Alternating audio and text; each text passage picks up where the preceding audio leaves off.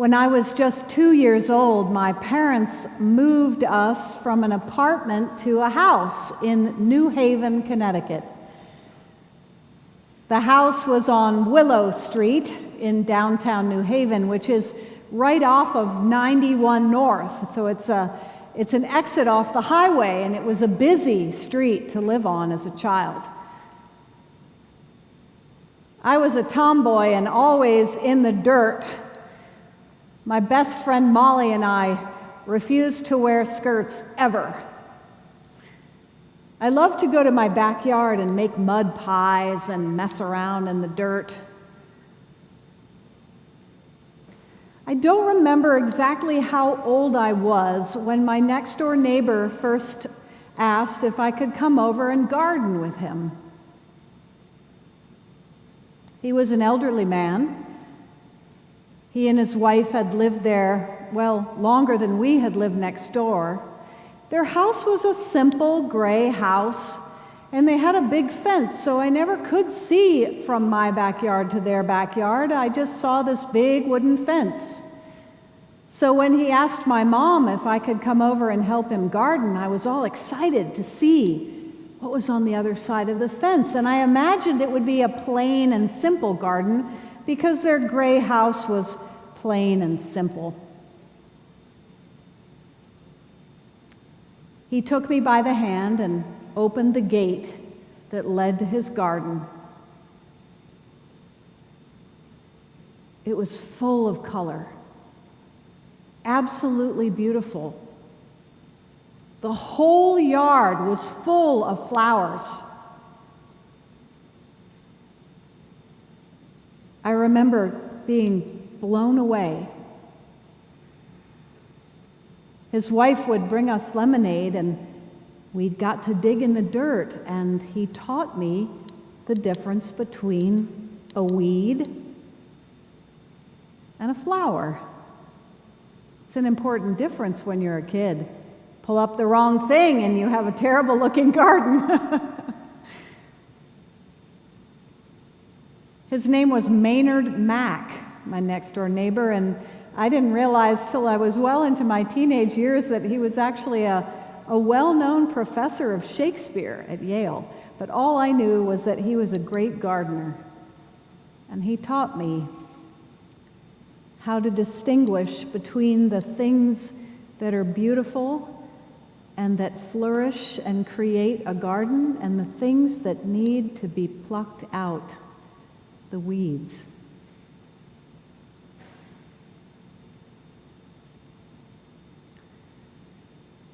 Jesus most often taught us through the use of parables, these magnificent and yet at the surface simple stories that tell us about our relationship with God, about human nature, about the divine love for us. And these parables that Jesus uses have many dimensions, many layers of meaning. Quantum physicists now tell us that we can look at a flower and we see that flower in 3 dimensions, and the fourth may be time, but there is also a 5th and a 6th and a 7th and an 8th dimension that we can't even perceive. Sometimes I feel that way with the parables, that I may maybe glimpse 1 dimension of meaning, maybe 2, but there are so many more layers of meaning beyond that. The desert fathers of the 4th century used to take 1 parable, go into a cave and meditate on that 1 parable for a year. And when their disciples asked them, "Okay, it's been a year. What did you determine about the parable?" And the Abba would say, "I never could get to the depths of its meaning." The closest thing that I can think of in modern era is C.S. Lewis, who definitely wasn't as brilliant as Jesus, but he was pretty smart. And he wrote those wonderful stories about a land called Narnia.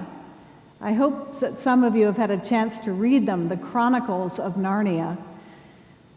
At the very beginning of the very first book, C.S. Lewis writes a letter to his goddaughter because the books are for her, and her name was Lucy.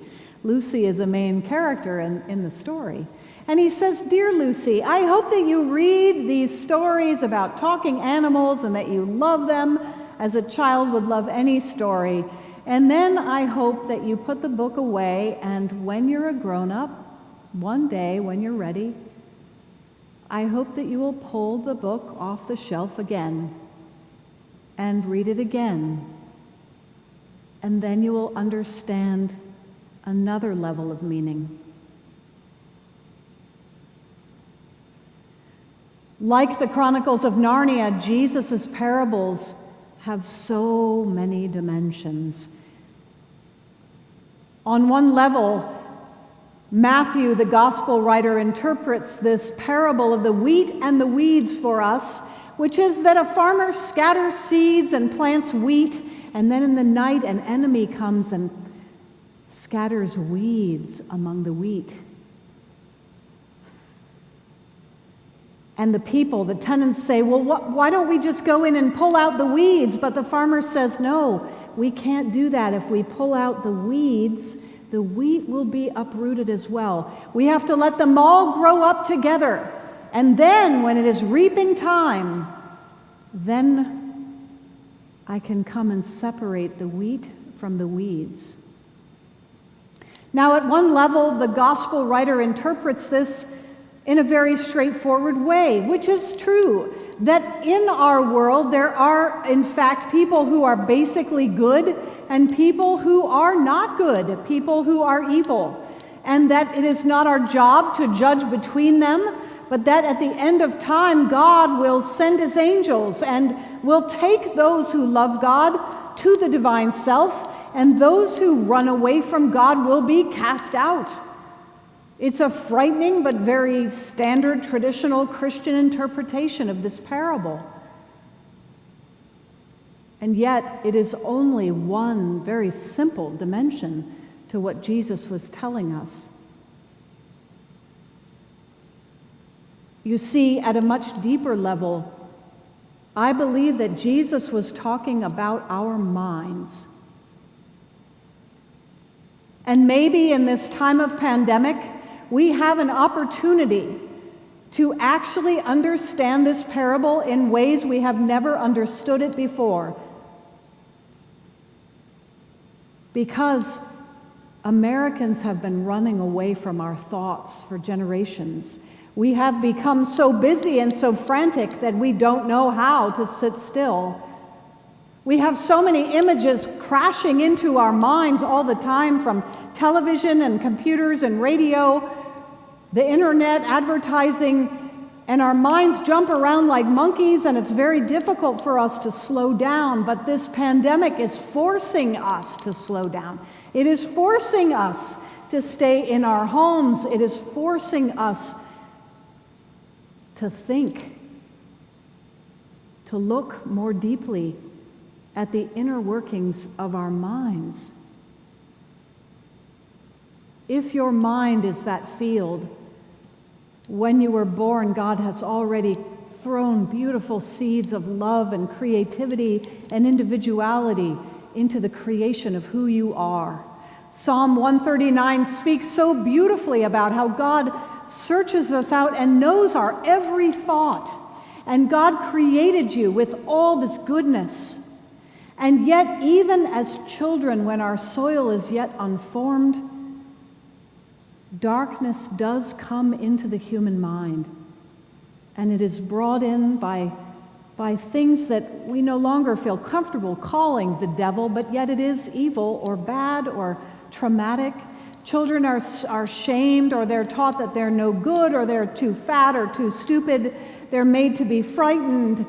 Whatever happens, there are in fact weeds that also are planted in among our thoughts. And all of us, every human being, no matter how fortunate we are, our minds are a mixture of thoughts that are of God and of thoughts that are not of God. And if you have ever tried to sit down in silence and listen to your own mind? First of all, I commend you if you've tried, and it's very hard because you'll hear so many thoughts. But if you begin to practice meditation and contemplation, you will notice that your mind will deviate to thoughts of love and thoughts that are tempting and thoughts that are objective. And there is nothing that you can do to eradicate the weeds. If you try to say to yourself, now don't think like that, all you do is end up more time focusing on that negative thought. If you find yourself worrying incessantly and you try to stop worrying, all you're doing is worrying about your worrying. It's a brilliant thing, isn't it? So the parable is right that you, as the owner of this garden that is your mind and heart, do not have the capacity to pull the weeds, but you can identify them, and you can learn to focus on the thoughts that are of God, and to trust that God alone will be able to clear your mind with God's grace over time.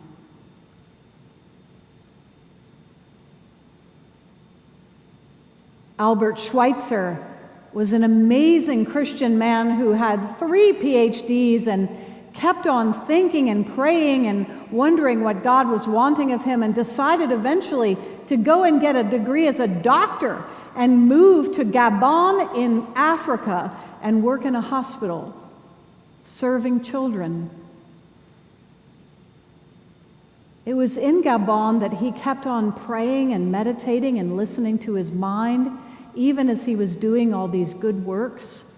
And he was on a barge, on a boat, going down the river in Gabon, and he came across a whole slew of hippos. I can just picture these hippos in the river of Africa, and the boat is moving through them, and he is meditating, and he discovered a flower in his mind, a beautiful thought. Maybe what I need to focus on is reverence for God's creation. Let all the weeds and all the worries and cares go, but if I can think about revering God's creation from people to animals, and if I can spend my life following that thought, I will be blessed.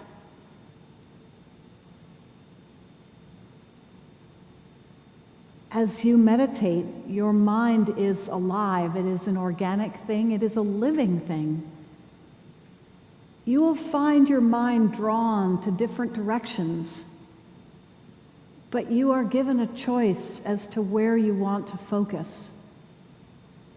When you do an act of kindness for another person, you endorse that thought. You look at the flower, at the wheat, and not the weeds. When you give generously, you focus on the flower, on hope, on generosity. You endorse the wheat and not the weeds. When you listen to another human being, even though you're busy or you don't want to, you focus on the flower, on the wheat, and not the weeds. We cannot get rid of those thoughts that drag us down, but we don't have to give them our attention. In this world, our media knows well that our attention is worth a lot.